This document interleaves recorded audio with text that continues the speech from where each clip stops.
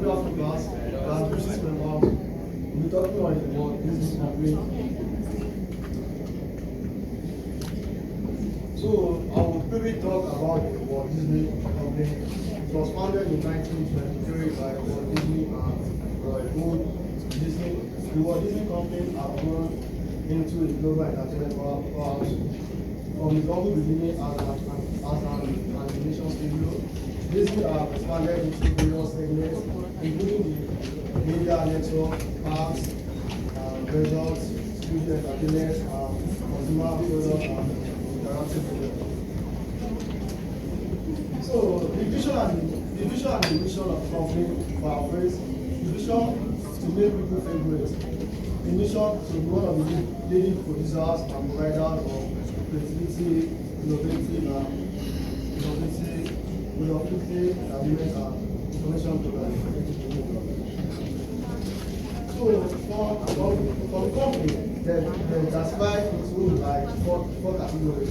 I'll just go through the two categories. The first one was the acquisition of major entertainment brands like Fraser, Marvel, Christmas Green, Rory, Disney portfolios. The second one was the theme parks and resorts, including the Disneyland, Walt, Disney World, became iconic destination worldwide. So the financial value of the company revenues, you can see there are four parts. The first one, we have the decline, which was about 0.89%. For the slight decline in revenue dropping by 0.89% from $5.6 billion in 2016 to $5.1 billion in 2017. But despite remaining stable revenue generation, the second part was 6.31%, and the operating income decreased by 6.31% from $15.1 billion in 2016 to $14.2 billion in 2017. The top part was about 4.3%. The net income also saw a reduction of 1.3%, dropping from $9.4 billion in 2016 to $9.0 billion. The fourth part, they have an increase of about 15.7%. The one-time increase began rising from $16.5 billion in 2016 to $19.1 billion in 2016. So for the key challenges, the company have some key challenges, and the first four categories. The first one was there was crazy competition. The second one was shifting consumer preferences. The third one, international expansion, and the fourth one, national performance. So my next member will talk on the strength. So hi guys, I'll be talking about strengths, and the strengths are mentioned over here, but I'll be focusing on just four key strengths of Disney. So first of all, Disney is having a very diverse business, and which makes them a really very strong competitor in the market of entertainment industry. Right? So the very first one is they have actually generated 50% of revenue in theme park industry compared to other competitors. Right. The second one is Disney maintains a stable hold on TV and SVOD subscriptions, which accounts to 44% of its revenue. The third one is Disney's success in domestic debuts is evident because out of 10, they have 8 successful debuts, right? Which makes them really very on an upper level in the market for to attract the consumers, of course, and to maintain the loyalty. Next, I'll be talking about weaknesses. In this also. I'll be focusing on just key weaknesses. The very first one is that Disney Media Network segment contributes 43% of total revenue, indicating a high dependency on this segment, right? Which is actually not good in compared to other competitors. The second one is Disney faced 30% revenue decline in their merchandising and licensing, right? And it's because in 2016 they were earning more from this, but in 2017 they have reduced a little bit, which makes them a little bit less, like it's leaning towards the fail of that merchandising, right? The third one is Disney is acquiring many like there is a horizontal integration which was mentioned in strategies also, which was Pixar, Marvel Studios, and other horizontal organizations, right? Which actually they won't allow Disney to utilize, if they are acquiring more of them, which it won't allow Disney to utilize them to the full benefits. The fourth one is about yeah, that's all from my end. So sorry, but my friend will be carrying forward with the opportunities themselves. Thank you, Neela. So we've talked about Disney's internal strengths and weaknesses. Now let's talk about the external forces that affect Disney's operational strategies in the industry. So first of all, let's highlight the first and foremost opportunity that we have leveraging the love for an American TV show. As we know, Disney is a very beloved American brand, which is popular across the boundaries of geographic and other demographic differences. Everybody loves Mickey Mouse. Everybody loves Mickey Mouse. So we have identified that by leveraging this love that exists in the business like growing demand, Disney can further expand its global reach. Secondly, there is a continuous trend in the customer preferences, which is towards original content, and Disney has a very strong possibility to further its interest if it continues to invest in its original content creation. Because Disney has a wide variety of characters which are very much beloved. We have four here. We have four here. You 2, 3, 4. Continuous investment in this particular sector. She's there and 5, 6. Among its industry, which it already is. Thirdly, there is a growing trend of on-demand streaming services, which is taking customers away from the traditional media, which is like cable TV subscriptions and stuff. So instead of focusing on the declining traditional media stakeholders Disney used to have, Disney can focus its attention and resources to this on-demand streaming on-demand streaming segment, which will reinforce the success of its TV SVOD distribution strategy. Thirdly, Disney's one of the core strengths is Disney's theme parks, and they have historically been its greatest revenue generator. However, there is still some opportunity to introduce new attractions to make sure that the customers return for more of the Disney theme park experience.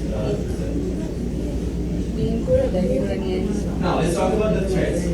So the first and foremost threat Disney is currently facing is the rising cost of production costs in film and TV industry, which affects Disney's profitability. Higher cost means lower operating income.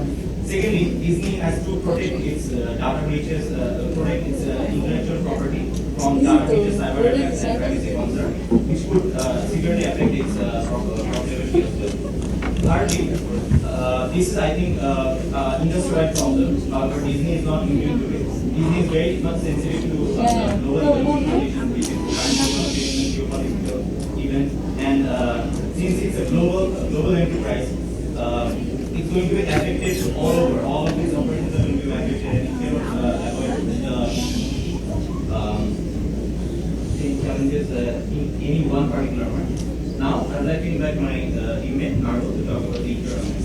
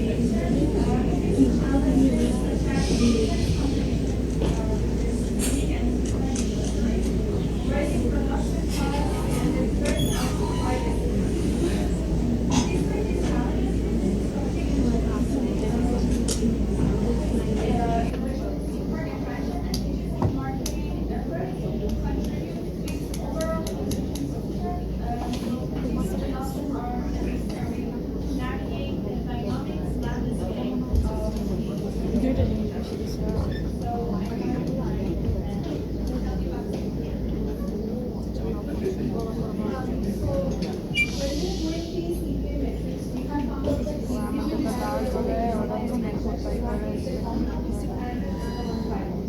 when we're doing the CPA metrics, we found out that easy is having their own subset of their content quality, their income experience is amazing. Their streaming service performance and the brand recognition is like in a click of a very rather than understanding the competitors or doing the time so CPM and the global scenarios and how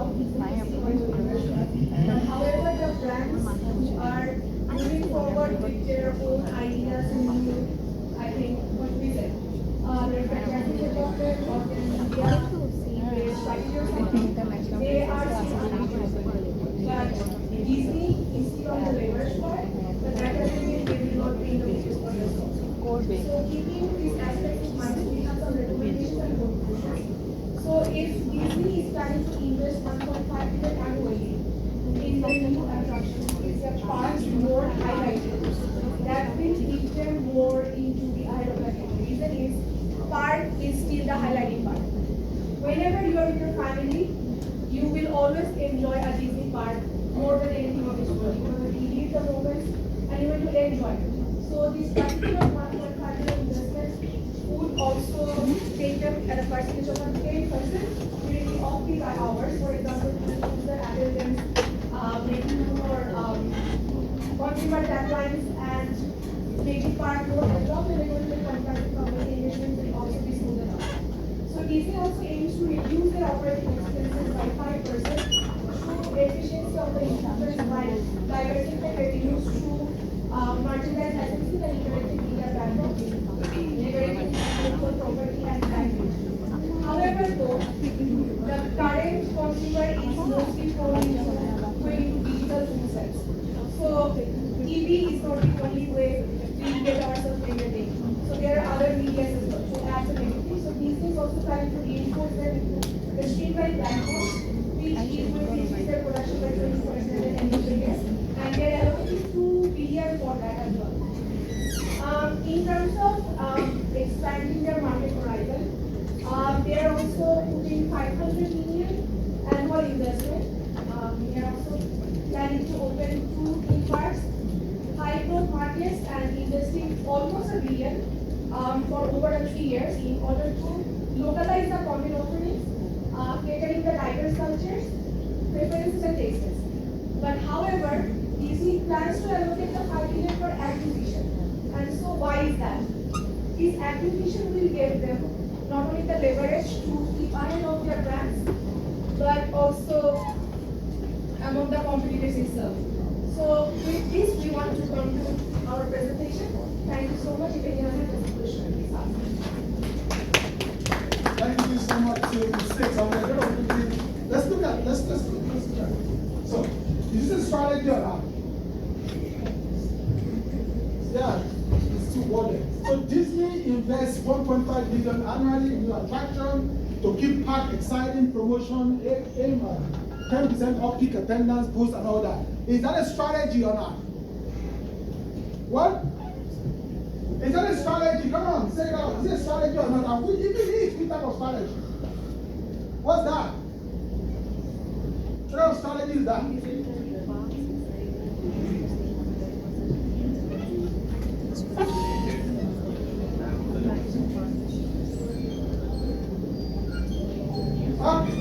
Because of our time, yes, it is a strategy, but this is like product, what's it called, market penetration. Say they're offering the channel, attract more people to their market. Is this a strategy or not? Aim to reduce costs by 5%. That could be a financial strategy, but that is not a business strategy. Okay? Efficiency should be your goal. Anyhow, you don't need strategy to do that. That's not a strategy. Third one, is that a strategy or not? Plan to report to streaming by increasing original content production by 20% annually. Is that a strategy or not? It is a strategy or not? You put it out. You can't judge. I went down to judge. You can go and sit down. You can go and sit down. No. You can go. You did well, really, you did well. I think you just won. That one is the only one that I don't agree with. The other one's a strategy, so you did well. Five of you, right? Let's go, people. What's that? Product development, original content. Does that make sense? No, that's fine. That's product development, right?